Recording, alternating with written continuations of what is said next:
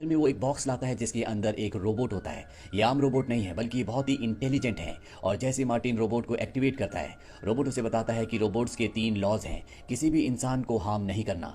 दूसरा लॉ होता है कि इंसानों के ऑर्डर्स को फॉलो करना है, पर वो इंसान के किसी भी ऐसे ऑर्डर को फॉलो नहीं कर सकते जिसमें वो दूसरे इंसान को हार्म पहुंचाने के लिए उन्हें कहे। और तीसरा लॉ होता है कि रोबोट्स को हमेशा अपने अस्तित्व को बचा कर रखना है।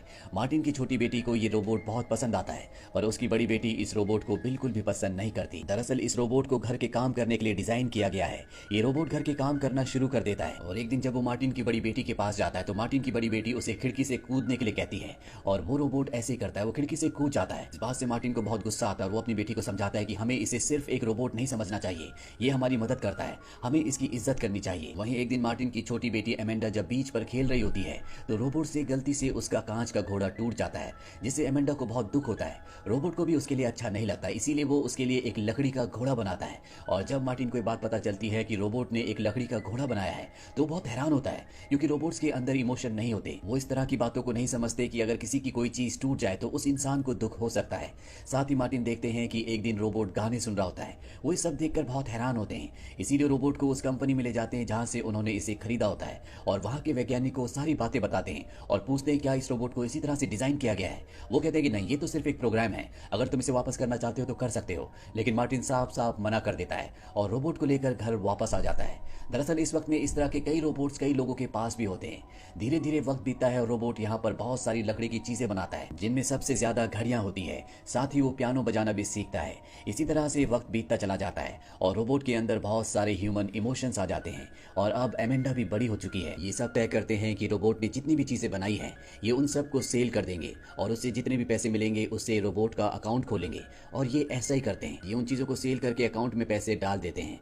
एमेंडा अब बड़ी हो चुकी है, इसीलिए वो शादी करने जा रही है और ये बात वो रोबोट को बताती है। तो उस वक्त मशीन में काम कर रहा होता है। एमेंडा की बात सुनकर उसका थंब कट जाता है, जिस वजह से मार्टिन रोबोट को उसी कंपनी में ले जाता है जहां से उसने खरीदा था। वो उन्हें कहता है कि इसकी उंगली ठीक कर देना, लेकिन इसके प्रोग्राम को बिल्कुल भी चेंज मत करना, क्योंकि इसने अपनी जिंदगी में बहुत कुछ सीखा है, ये इंसानों की तरह फील भी कर सकता है। तभी रोबोट कहता है कि मैं अपने चेहरे को अपग्रेड करना चाहता हूँ ताकि मेरे चेहरे पर भी इंसानों की तरह एक्सप्रेशंस दिखें। और उसके चेहरे को अपग्रेड कर दिया जाता है, जहां पर रोबोट सूट पहन कर आता है। दरअसल एमेंडा ने उसे सूट पहनने के लिए कहा था। एमेंडा शादी करके चली जाती है और अब एमेंडा के पिता मार्टिन बिल्कुल अकेले हो गए हैं। रोबोट उनके पास आता है और कहता है कि मैं आपके साथ हमेशा रहूंगा। इसके बाद 12 साल बीत जाते हैं। एमेंडा का भी अब एक बेटा हो चुका है जो रोबोट को बिल्कुल पसंद नहीं करता, वो हमेशा उसे परेशान करता है।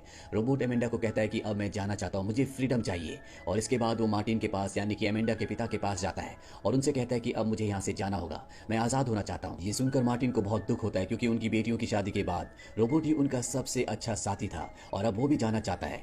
वो उसे जाने की इजाजत दे देते हैं। रोबोट उन्हें एक चेक देता है, ये पैसे उसने अपने हाथ से बनाई हुई चीजों से कमाए हैं, लेकिन मार्टिन उसका चेक उसे वापस कर देते हैं और रोबोट अब घर से निकल जाता है। वो समंदर के पास एक जमीन खरीदता है जहां पर वो लकड़ी का अपने हाथों से बहुत ही सुंदर घर बनाता है और यहाँ पर वो लकड़ी की चीजें बनाता रहता है और इसी तरह उसे जिंदगी गुजारते हुए 16 साल बीत जाते हैं।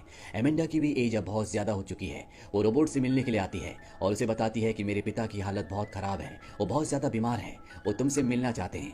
रोबोट उनसे मिलने जाता है, जहां पर मार्टिन उसे कहते हैं कि तुमने हमारी बहुत सालों तक सेवा की थी, जिसके लिए मैं कभी तुम्हें थैंक्स नहीं कह पाया। वो उसे थैंक्स कहते हैं और प्यार से अपना हाथ उसके हाथ पर रखते हैं और इसके बाद उनकी मृत्यु हो जाती है। और अब रोबोट इस देश से भी दूर जाना चाहता है, देश विदेश घूमना चाहता है, पर उसे इसकी इजाजत नहीं होती। इसीलिए वो इसके लिए केस फाइल करता है और ये केस एमेंडा का बेटा हैंडल करता है, जो कि अब बहुत जवान हो चुका है। वैसे भी वो इस रोबोट को पसंद नहीं करता था, वो हमेशा चाहता था कि उसकी मॉम इससे दूर रहे, इसीलिए वो उसे अप्रूवल दिला देता है। दरअसल उसका दूर दूर जाने का मकसद ये होता है कि वो अपने जैसा एक और रोबोट ढूंढना चाहता है। वो कई देशों में जाता है